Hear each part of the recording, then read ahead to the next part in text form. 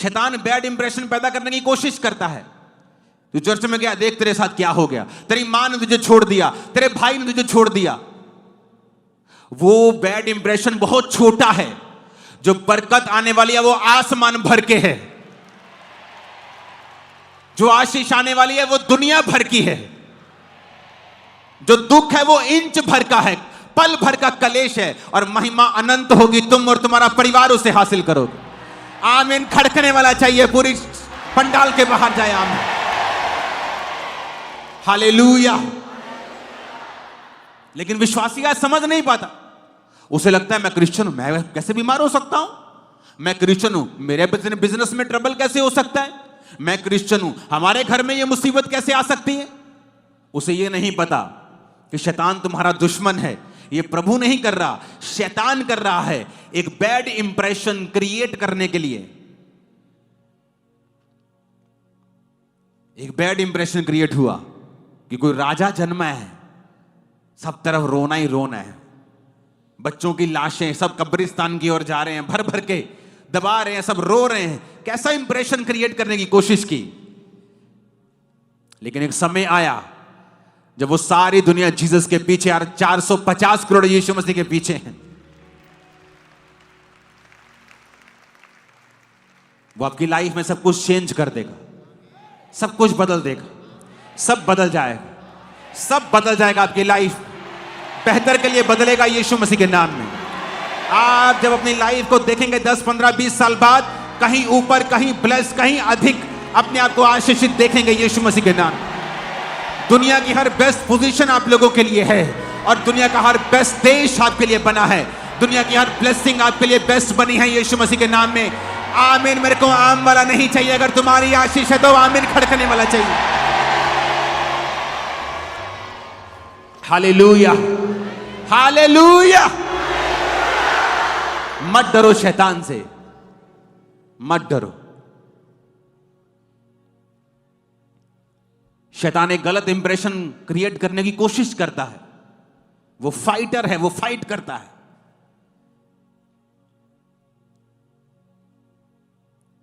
तू क्रिश्चियन, तेरे साथ ऐसा कैसे हो सकता है, तू क्रिश्चियन है, तेरे घर में ऐसा कैसे हो सकता है, तू क्रिश्चियन, तेरे को ये बीमारी कैसे हो सकती है। एक बैड इंप्रेशन शैतान क्रिएट करने की कोशिश करता है जब आप खड़े रहते हैं।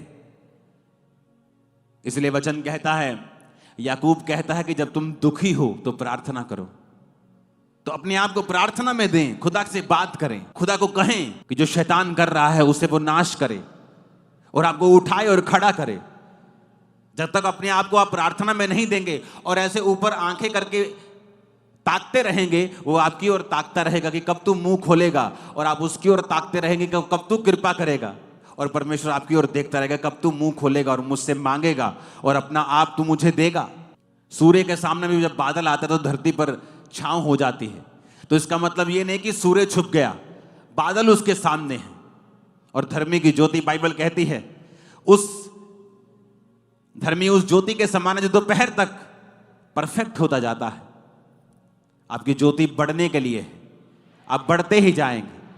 कुछ देर के लिए बादल आपके सामने आ सकता है, लेकिन वो कुछ देर के लिए आपको छुपाने के लिए है, लेकिन आपकी ज्योति बढ़ती जाएगी जब तक वो परफेक्ट नहीं हो जाती। नीति वचन 4 उसके 18 में लिखा, धर्मियों की चाल उस चमकती हुई ज्योति के समान है जिसका प्रकाश दोपहर तक अधिक और अधिक बढ़ता ही जाता है।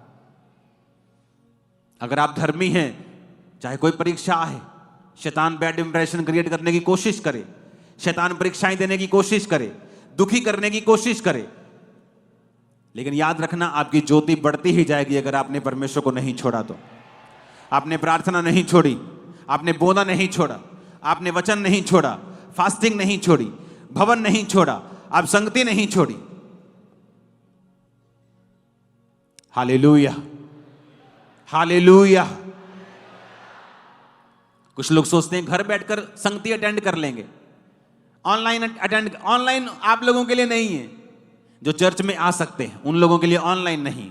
ऑनलाइन हमारे फौजियों के लिए जो कहीं ग्लेशियर पे बैठे हैं, कहीं आ नहीं सकते हैं, उन लोगों के लिए ऑनलाइन है।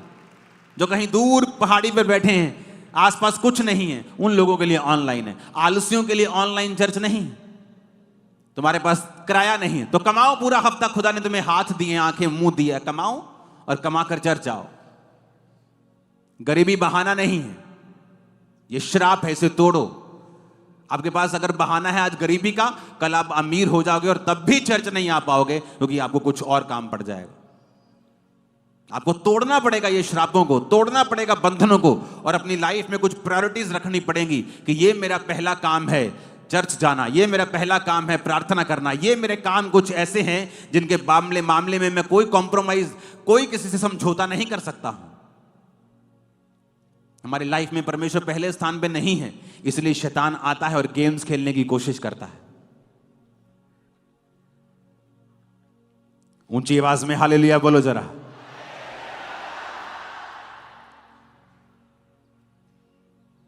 आपको यह ध्यान रखना है,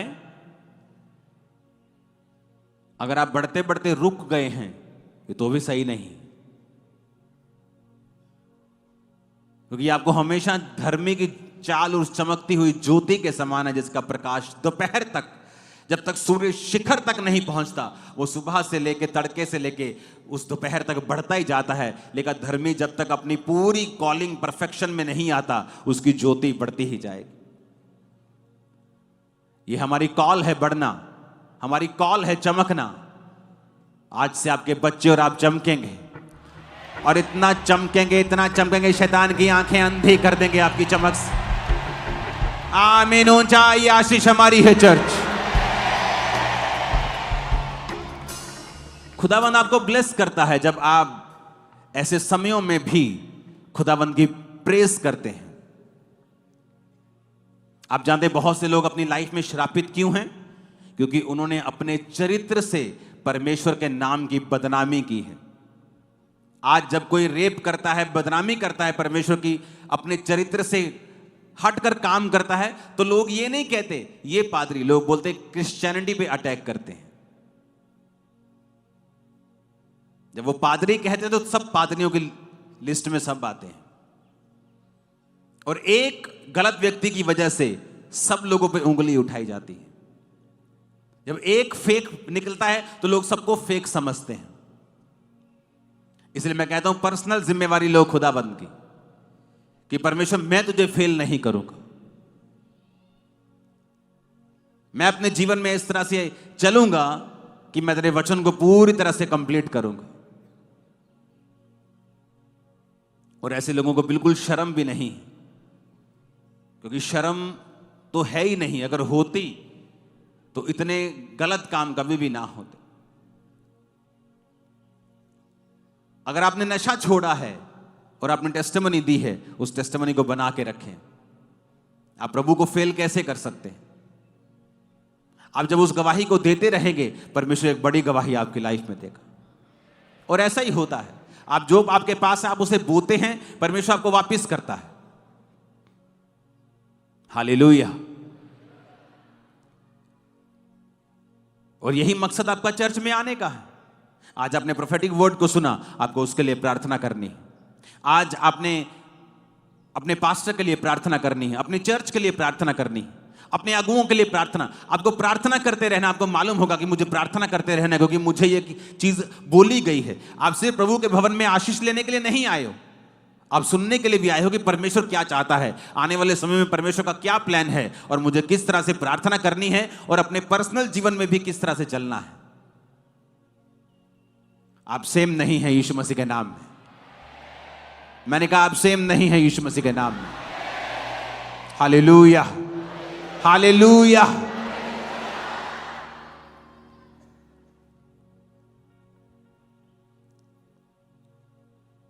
आने वाले दिनों में चीजें स्ट्रांग होंगी, और आपको गुड न्यूज दूंगा मैं, और अधिक चर्च के मसलों में ही।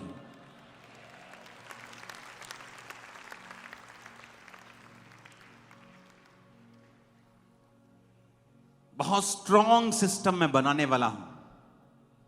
आप बिना आपके केस बिना सॉल्व हुए आप यहां नहीं बैठेंगे, आपके केस सॉल्व होंगे। मैं आपको बता रहा हूं।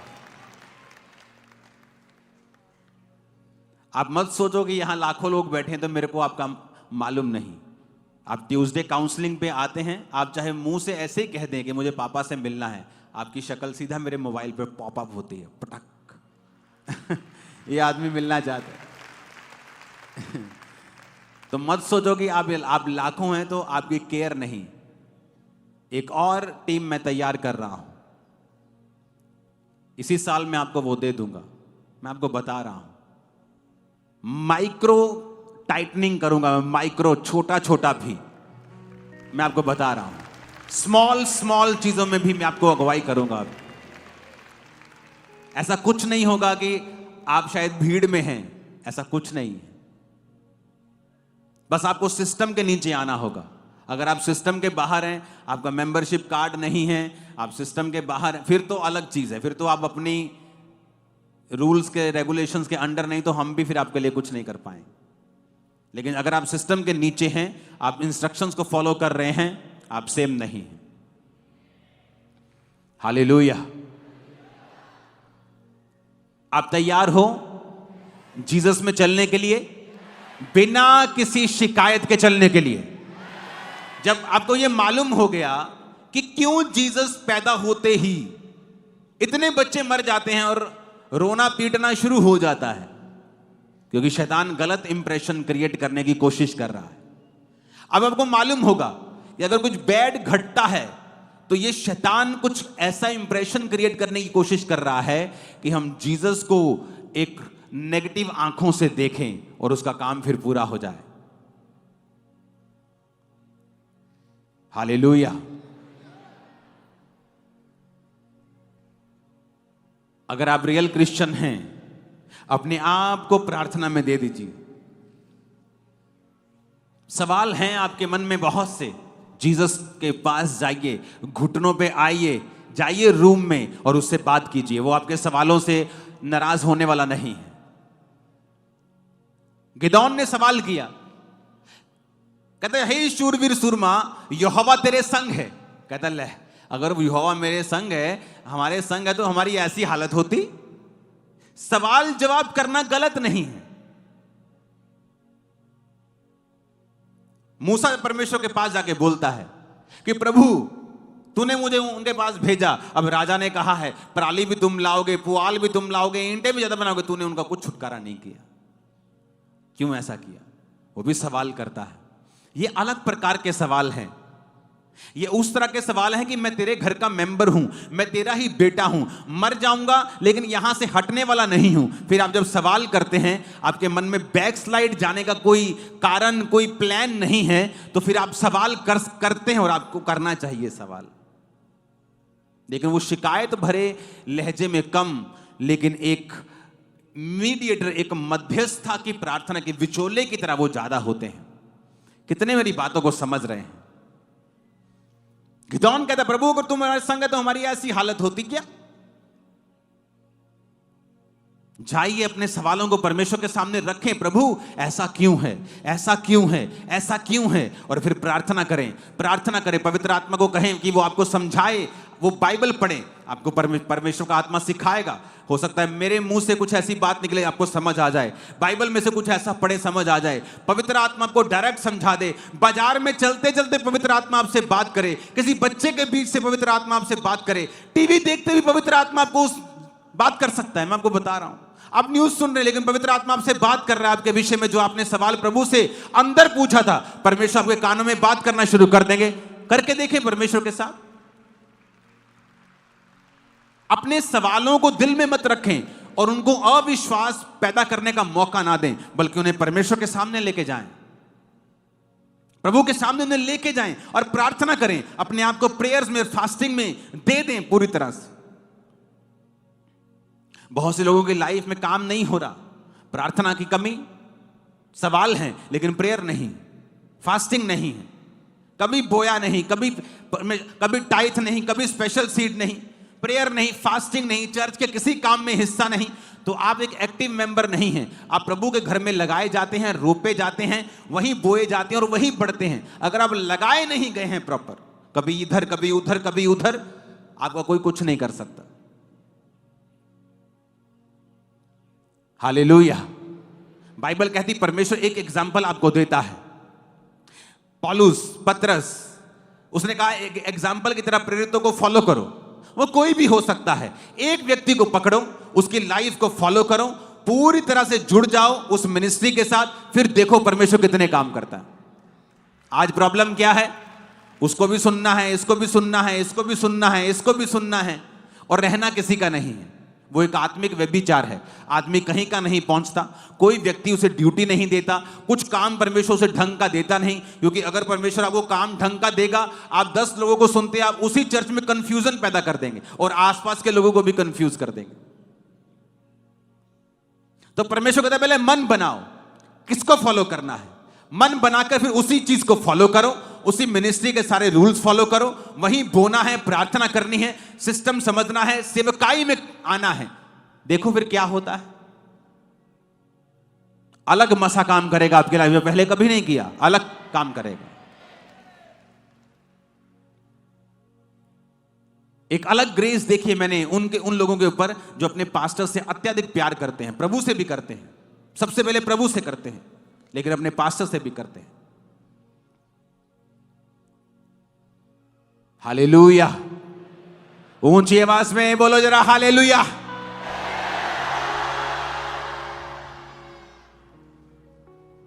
तभी आप कहीं पहुंच पाएंगे जहां परमेश्वर आपको लेके जाना चाहता है।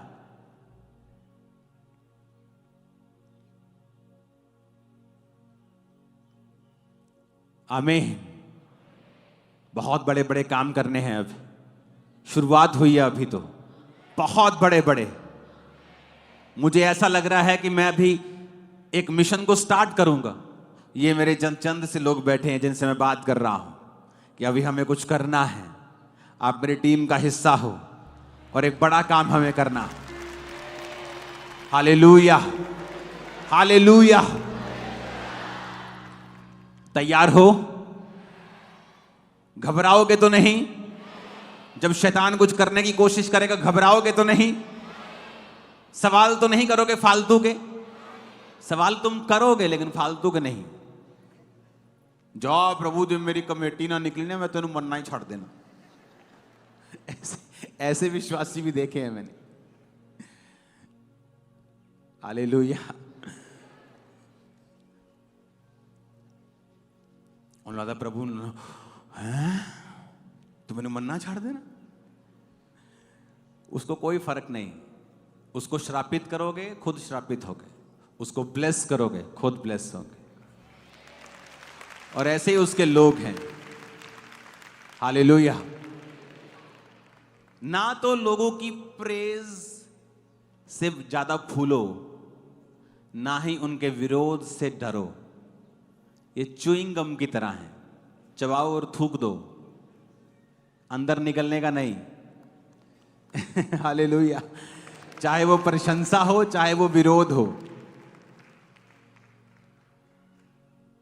कल मैं सारी रात परमेश्वर के साथ था और इंटेंस प्रेयर्स में था। आज मीटिंग हो गई, लेकिन आगे क्या? आगे फिर वही प्रेयर्स।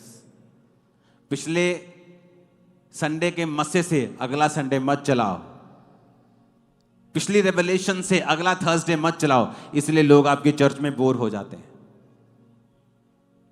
लोग बोलते हैं वो दोबारा नहीं आए, क्योंकि आपको देने के लिए आपके पास कुछ नहीं। हालेलुया।